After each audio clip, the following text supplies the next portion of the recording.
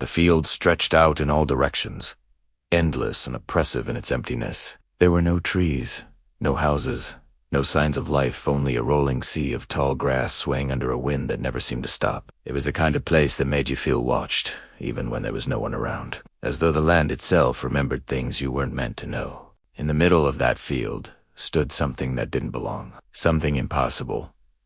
An elevator shaft, tall and rectangular, built of dark steel that caught no sunlight. Its presence was so jarring it made the air feel heavier, as though the world bent slightly inward toward it. The locals never spoke of it.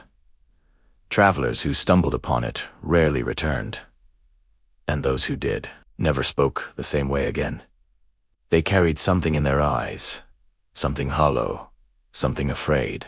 On this night 5, friends discovered it entirely by accident. Their car had broken down after midnight, miles from the nearest gas station, stranded on a nameless road that didn't even appear on their GPS anymore. They had been laughing at first, making jokes about horror movies and how this was exactly how people die in those stories. But the laughter faded when their phones lost service all at once. The quiet pressed against them like a hand. That was when they saw it. The elevator shaft standing alone in the field, a black silhouette against the moonlight, humming softly like an engine hidden beneath the earth. No one could explain it. No one wanted to approach it. But curiosity is a predator, and it sank its claws into them until one of them said the words they all dreaded. "We should check it out." The closer they got, the colder the air became, as though the shaft was pulling the heat straight from their skin. The structure was solid steel, seamless and flawless, without wires or machinery or any sign of maintenance. Only 2 elevator doors broke the surface, closed tightly, yet vibrating faintly as though something inside was awake. One of them put a hand on the metal and immediately jerked back. It was warm, unnaturally warm, like skin flushed with fever. Then the doors slid open with a shrill metallic groan. Inside was an elevator car, rusted walls, flickering fluorescent lights, and a single control panel with one solitary button.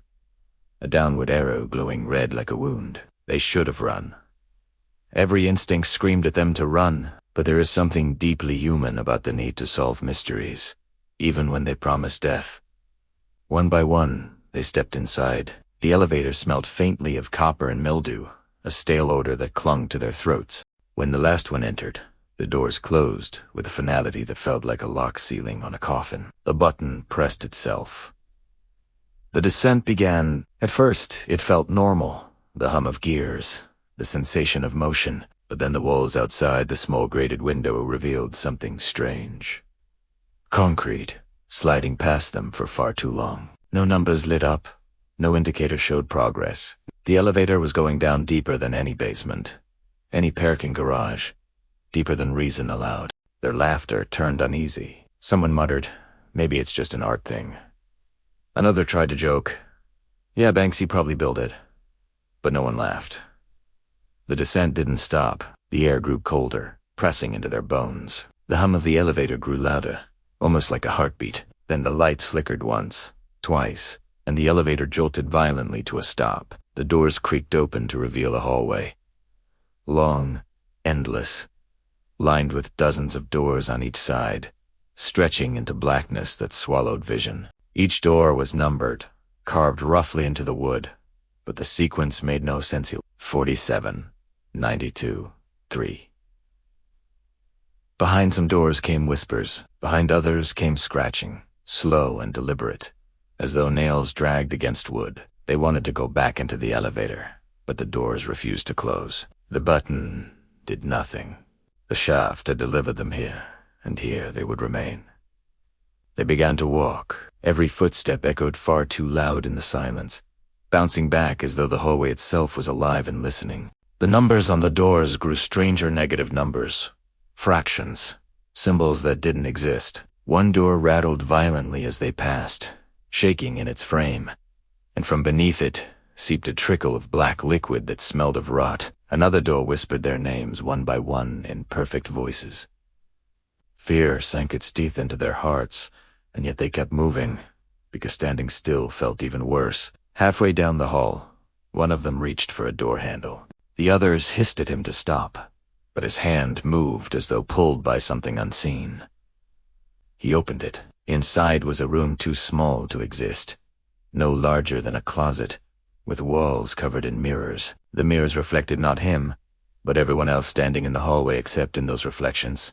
They weren't alive. Their skin was gray, their mouths open in silent screams, their eyes hollow black voids. He slammed the door shut, his hand bleeding where the knob had burned his flesh, and the whispers grew louder. Almost Muse. They ran. Panic ripped through them, but the hallway stretched on endlessly, bending and twisting though they never turned. No matter how far they ran, the elevator was gone, vanished behind them. Their footsteps blurred together until one realized with horror that they were no longer 5. Someone was missing. They spun around, calling his name, but the hole was empty. No scream, no sound. One moment he was there, the next, gone. Terror sharpened. They clung together, refusing to split, but it didn't matter. With every flicker of the lights, another was gone. 4. Then 3. Then 2. No blood. No struggle. Just empty space where someone had been. The whispers filled the silence, growing louder, overlapping in countless voices, speaking words that made no sense, and yet hurt to hear. Their language clawed at the mind, threatening to unravel thought itself. Now there was only one. Alone. The last survivor stumbled forward, sobbing, begging, praying. The hallway ended in another elevator. Its doors slid open silently, invitingly. Too broken to resist, they stepped inside. The elevator closed and began to move, but not upward. Never upward. The descent continued, deeper and deeper, until the hum became a roar, until the air grew thick as tar. The lights died, plunging everything into darkness, and in that blackness, the mirror appeared. It took a moment to realize it was a mirror at all. The surface shimmered faintly, reflecting their trembling form, but behind them, in the reflection, stood 5 figures, every friend accounted for, all smiling, their mouths stretched too wide, their eyes bottomless pits. Slowly, in unison, they raised their hands and pointed forward at the survivor. And then, with sickening grace, the reflection smiled back. No one knows what happened next. The story ends there, as all stories do when told by whispers and shadows. The field remains. The elevator shaft waits. Some say on cold nights, you can hear the hum of it beneath the earth. Some say if you listen carefully, you can hear the voices of those who went inside, calling for help from far below. But no one has ever returned to prove it. And if you ever find yourself in that endless field, standing before the steel doors of an elevator that doesn't belong, remember this. It only goes down, and once you step inside, there is no coming back up. If you found yourself shivering through this tale, if you felt the pull of the unknown, then you are already marked by the same curiosity that has claimed so many before you. And if you think you can handle even darker nightmares, there's another story waiting just beyond this one. Click here, if you dare, for the next descent into terror. The nightmare doesn't end with an elevator shaft in the middle of the field. It only begins there.